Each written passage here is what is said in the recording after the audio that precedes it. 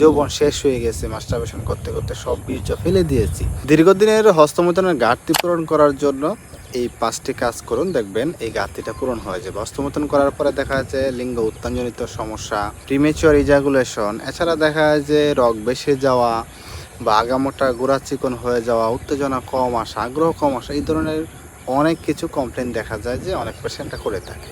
তো মূল বিষয় যেটা হচ্ছে, হস্তমৈথুন করার ফলে এই যে সমস্যাগুলো হচ্ছে প্রত্যেকটা হচ্ছে ক্ষণস্থায়ী একটা সমস্যা।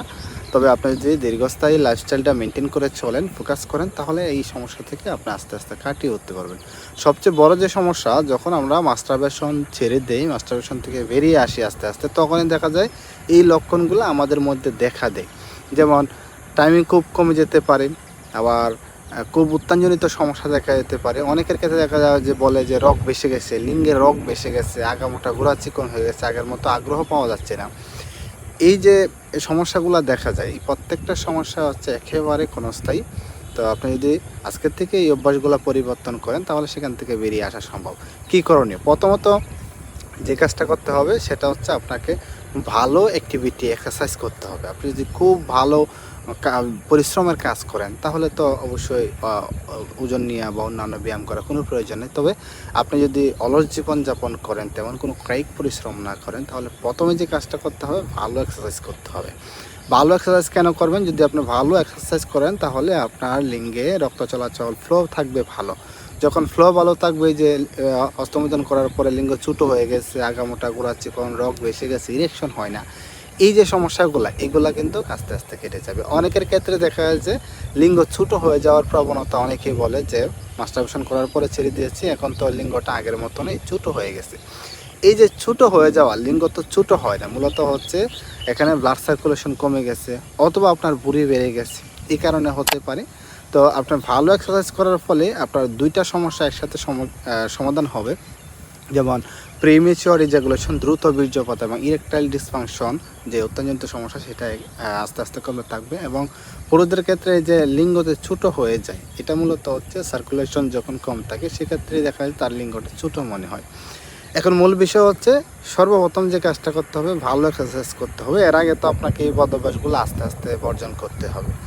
2 নম্বর যে জিনিসটা করতে হবে সেটা হচ্ছে, খাবারের তালিকা থেকে আপনাকে মিষ্টি, চিনি জাতীয় খাবার, এগুলো আস্তে আস্তে বর্জন করতে হবে। এগুলো বর্জন করার উদ্দেশ্য হচ্ছে, মিষ্টি, বাইরের খাবার বা এই ধরনের যে খাবারগুলো রয়েছে, ট্রান্সফার যে খাবার, সেগুলো হচ্ছে মূলত আমাদের পুরুষের হরমোন, মেইন হরমোন, সেক্সুয়াল যে হরমোন, সেটা টেস্টোস্টেরন হরমোন, সেই হরমোনটাকে কিন্তু আস্তে আস্তে প্রভাবিত করে কমিয়ে দেয়। তাহলে এটা একটা বড় একটা প্রবলেম। আপনার যদি এই বাইরের খাবার খাওয়া বা মিষ্টি খাওয়া বা কোমল পানি খাওয়ার অভ্যাস থাকে, সেক্ষেত্রে অবশ্যই এগুলো আস্তে আস্তে কমিয়ে আনতে হবে। 3 নম্বর যে বিষয়টা মানতে হবে সেটা হচ্ছে, মানসিক চাপ কমাতে হবে। এই যে যৌন চিন্তা, যেমন ছোটো হয়ে গেছে, টাইমিং কম পায়, আমার তো মনে হয় যে যৌবন শেষ হয়ে গেছে, মাস্টারবেশন করতে করতে সব বীর্য ফেলে দিয়েছি, এই যে চিন্তা ভাবনা, এগুলো মাথা থেকে ঝেড়ে ফেলতে হবে। কারণ মাস্টারবেশন করার ফলে যে সমস্যাগুলো হচ্ছে, আমি বারবার বলছি, সেটা হচ্ছে ক্রনিকের একটা সমস্যা। তো দীর্ঘস্থায়ী যদি আপনি ভালো লাইফস্টাইল মেনটেন করে চলেন, এগুলো একেবারেই ঠিক হয়ে যাবে। সুতরাং যৌন চিন্তা যত বেশি মাথায় থাকবে, তত আপনার সমস্যাগুলো দেখবে নিজের মধ্যে আরও বেশি দেখা দিচ্ছে। এগুলো বাদ দিতে হবে। যে জিনিসটা আমরা সবচেয়ে বেশি অবহেলা করি, সেটা হচ্ছে ঘুম। ঘুমটা খুবই গুরুত্বপূর্ণ। অবশ্যই আপনাকে নিয়মিত ঘুমাতে হবে এবং ভালো ঘুমাতে হবে। ভালো ঘুম বলতে বলছি যে 11টা থেকে 3টা বা 10টা থেকে 3টা, এই সময়টা যেন ডিপ স্লিপ হয়। মানে যেন এই সময়টায় যেন আপনার ঘুম না ভাঙে, কারণ এই সময়টা আমাদের হরমোনগুলো শরীরে রিলিজ হয়। এখন অনেকে মনে করে যে আমি তো ঘুমাচ্ছি, সারা রাত জেগে আছে, কিন্তু সকাল থেকে 1টা 2টা পর্যন্ত দিনে ঘুমাচ্ছি। আপনি 1টা 2টা পর্যন্ত ঘুমাতে পারেন, কিন্তু সেই ঘুমের মধ্যে তো আমাদের শরীরে দরকারি যে হরমোন রিলিজ হওয়ার কথা, দরকারি জিনিসপত্র ব্রেন থেকে আসার কথা, সেগুলো তো হচ্ছে না। এর ফলে দেখা যায় যে অনেকে বলে যে আমার মর্নিং ইরেকশন হয় না। তো মর্নিং ইরেকশন না হলে আপনার যৌন অক্ষমতা হচ্ছে, এটা আপনাকে কে বলেছে? মর্নিং ইরেকশন হতে পারে, নাও হতে পারে। তবে মর্নিং ইরেকশনটা বেশিরভাগই ডিপেন্ড করে হচ্ছে আপনার ভালো স্লিপের উপরে, ভালো ঘুমের উপরে। ভালো ঘুমটা যখন হবে, তখন আপনার মর্নিং ইরেকশন খুব ভালো হবে। আবার অনেকের ক্ষেত্রে ভালো ঘুম হচ্ছে, কিন্তু তার মর্নিং ইরেকশন হচ্ছে না, এর মানে তার জন্য সমস্যা না। তবে আরেকটা জিনিস হচ্ছে, ভোরবেলা দেখবেন যখন প্রস্রাবের চাপ থাকে এবং রক্ত চলাচল যখন পেনিসে বেশি থাকে, তখন রিয়াকশন হবে। এটা হচ্ছে তার পেনিসের একটা ধর্ম। তো এর মানে আপনার রিয়াকশন হচ্ছে না মানে আপনার যৌন শক্তি সব কিছু নষ্ট হয়ে গেছে, এটা এরকম না।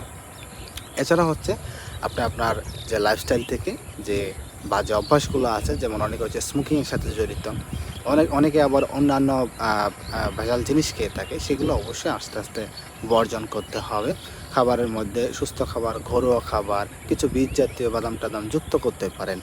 এই কয়েকটা অভ্যাস যদি আপনি নিয়মিত মানেন, তাহলে দেখবেন আপনার এই সমস্যাগুলো আস্তে আস্তে কেটে যাবে। এখন যে সমস্যাটা সবচেয়ে বেশি হয়, এগুলা মাস্টারবেশন ছেড়ে দেওয়ার পরেই দেখা যায়, যখন লিঙ্গ ছোটো হয়ে যাওয়ার প্রবণতা বা ইরেকশন হচ্ছে না, টাইমিং কমেছে, এই ধরনের চিন্তা যখন মাথায় বেশি বেশি ঘুরে, তখনই দেখা যায় যে কোনো একটা প্রতারণায় মানুষ পড়ে যায়, যে ওর কাছ থেকে 10,000 20,000 টাকার ওষুধ নিয়ে আসে, খায়, খাওয়ার পরে দেখা গেল যে সাময়িক সময়ের জন্য কিছু ফলাফল হতে পারে, কিন্তু পরবর্তী দেখা গেলো যে তার এই রেজাল্টটা আবার এই আগের মতো হয়ে গেছে। এখন মূল যে বিষয়টা হচ্ছে, আপনার মাস্টারবেশন করার সময় যে সমস্যাগুলো হচ্ছে, এটা একেবারে ক্ষণস্থায়ী সমস্যা। আপনার লাইফস্টাইল ঠিক করেন, বাজে অভ্যাস বন্ধ করেন, মাস্টারবেশন আস্তে আস্তে কমিয়ে ফেলেন, যৌন চিন্তা মাথা থেকে ঝেড়ে ফেলুন, বাজে অভ্যাস বন্ধ করুন, ভালো ঘুমান, ভালো অ্যাক্টিভিটি করেন, দেখবেন আপনার অল্প দিনের মধ্যে আপনি এই পরিবর্তনগুলো বুঝতে পেরেছেন।